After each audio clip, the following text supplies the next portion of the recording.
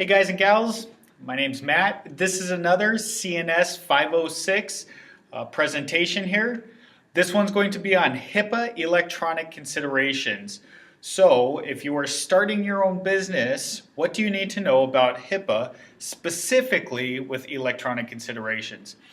April in her video has already given you a brief idea of what HIPAA is and how HIPAA came about. Now, should you want to check up on HIPAA, kind of read more about it on your own, you can go to this website right here, www.hhs.gov/OCR/privacy. From there, you can pull up the individual HIPAA laws, sit down with a cup of coffee, and read them until your face melts. At which point, you should be safe because nobody is going to really sue somebody whose face is melted. Just not kind. However, if that doesn't work, what you can do is take some of the considerations that we've given you here and try to implement that as you actually start your own business. Now, there's three areas that the HIPAA laws are most interested in. The three areas are going to be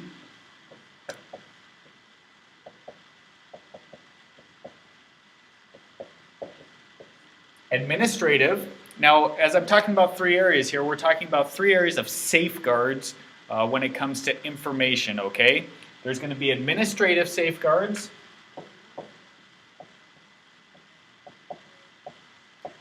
technical safeguards, and physical safeguards. What HIPAA wants to make sure you do is that you have safeguards for patient health information in these three areas: administrative, technical, and physical. You'll hear patient health information be referred to as PHI. And PHI is essentially any document, any type of thing that has a client's name or a patient's name and then some type of health information about them. All that information needs to be protected with administrative, technical, and physical safeguards. Now, the wording that HIPAA uses is that they say it needs to be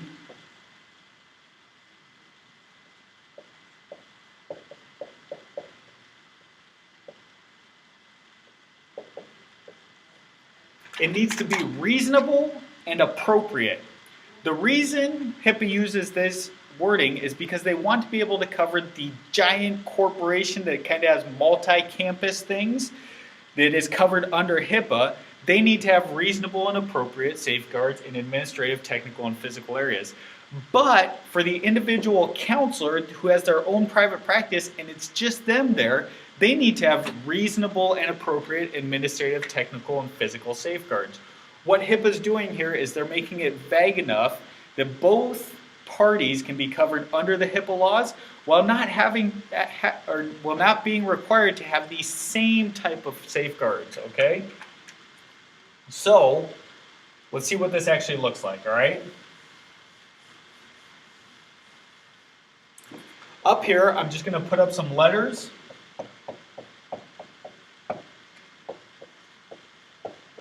To keep in our mind what we're looking at as we're looking at these scenarios. We have Bob.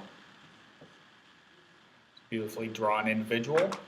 Bob goes to Western Seminary, completes his internships, does all the things that you have videos for to do, stuff. Does that, gets his degree. Once he's done his degree, he goes and becomes a registered intern, completes all his hours, and becomes a licensed professional counselor, LPC. Now, Bob wants to start his own practice. So he buys a building, rents a building, gets a building. He's in his building.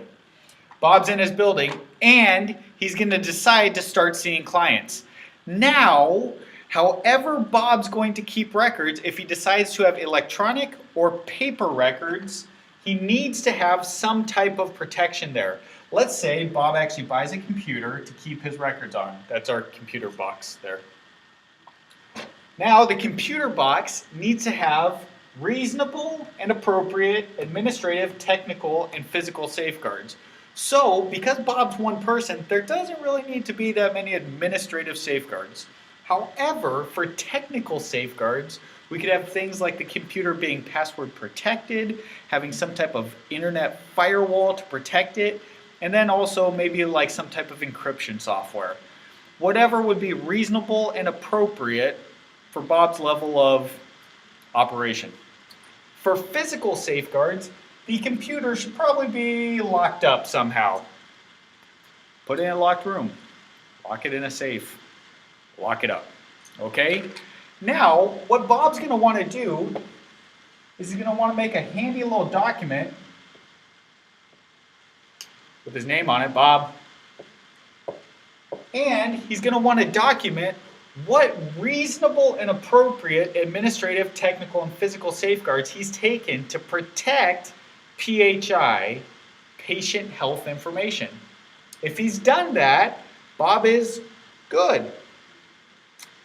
Now, our friend Bob, because he went to Western and he paid attention to all his classes, he's an excellent counselor. He keeps building his client load. So Bob thinks, you know what? I should hire other people and have other people doing this as well.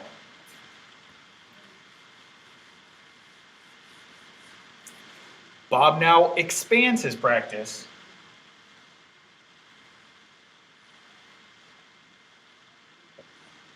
And he hires 2 people.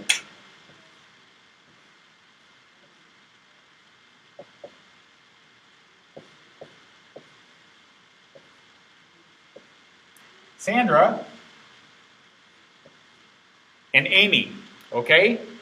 Now Bob has 2 employees, Sandra and Amy, who are also counselors, but work under Bob's kind of oversight or supervision. Now that Bob's practice has expanded, he now has to have administrative safeguards. So if all 3 of them are using one computer, Bob needs to have both Sandra and Amy trained on how to use the computer and how to make sure the files are safe. Furthermore, both Sandra and Amy should have some type of technical safeguard to the information. Maybe they have their own logins, something like that. And there still should be physical security to it. The computer should be locked up. If it's locked up in one of their offices, fine, that works just fine. Whatever they do, it needs to be documented. Now, another consideration, now that Bob has employees, let's say, Sandra commits some type of ethical thing and gets in trouble, and she needs to be fired.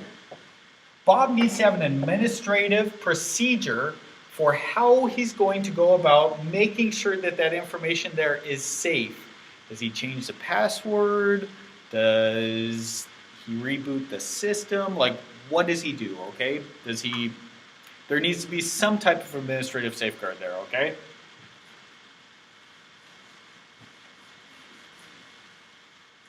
Now, let's say that actually Bob, Sandra, and Amy were really successful and they kind of like blew up. And now they have the counseling office here and another counseling office over here, but they decided, you know what, this is going so successful, we want to integrate medication actually into this within our own facility, so they bring a psychiatrist on board, okay? And the psychiatrist is over here. So, Bob's over here counseling. He has his client, well, client Jim, and he's going to send Jim over to our psychiatrist over here, Gian, to go ahead and prescribe medication. Well, Gian is going to need Bill's records to be able to prescribe medication. If Bob only has electronic records, he needs to have some way to send the records over to Gian. Now this can be, and those records need to be protected. So they can be like email encrypted, or what they could have is a intranet type system that both Bob and Gian can log into to go ahead and retrieve that information. However, whatever they're doing there, it needs to be technically protected, needs to be physically protected, and needs to have some type of administrative protection to it. We need to know that Gian has been trained to protect the information and isn't going to do wonky stuff with it. Final note here, just document it. Whatever you're going to do, write it down. Also, it's got to stay updated. In the society we're in today, technology is changing rapidly. So, whatever technical safeguards you have, as technology changes, those need to update as well. So if suddenly we have these giant spikes in our head and we can brain think stuff onto records, it's got to have a brain thinky protection system.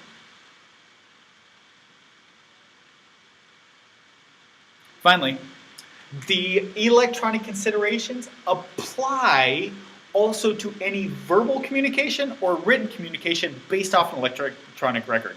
So print out a piece of paper that has the client information from an electronic record, make sure it's safe. And make sure you have an administrative kind of plan for what to do with that. Other than that, it's pretty simple.